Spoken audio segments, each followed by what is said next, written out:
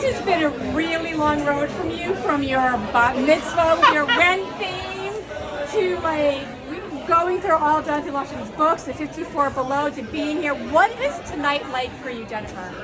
I am just so amazed that it's happening at all. Honestly, like to be any part of carrying forth Jonathan Larson's legacy with the people that have done that before me, who I admire.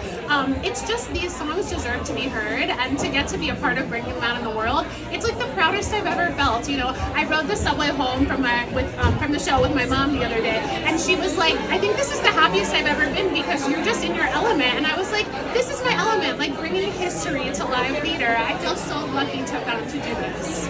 How did you narrow down all those boxes at a mass amount of stuff and figure out which songs you wanted to bring to light? That's such a great question. So I listened to so many songs of Jonathan's that didn't make it into the show, and I think what started to happen, I was such a fan of Songs for a New World and Closer Than Ever and Things to Ruin, these song cycles that really felt like they had these big overarching themes and concepts. And so I started hearing in Jonathan's songs how some of his songs connected to each other, how some of them sort of told stories of a theme, even if they weren't telling a plot. And I thought that, you know, Pura Vida fits with Iron Mike, or certain ways that they connected. A number of Jonathan's colleagues have been coming to the show and going like, "Oh, this song wasn't in it." And I was like, "Yeah, oh, I love that song, but it just didn't quite fit." I felt like throughout the process, Jonathan was kind of reaching through time and being like, White Male World and Truth is a Lie need to be in one show. But other songs just didn't necessarily fit, even though they were amazing songs.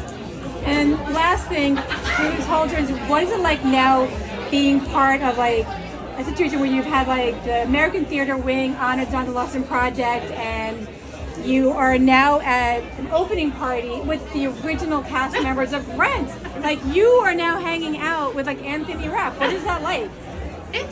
I really wish I could go back in time and tell my 12-year-old self. I was doing some Zoom meetings over Thanksgiving, and my stepmom was in the background cooking, and she was just going, again, just like my mom, she was going, "This is your dream come true." Like, she was listening to me casting a new Jonathan Larson musical. Like, how is this my life? I constantly come to the Orpheum and look at the marquee and go like, how is this my life?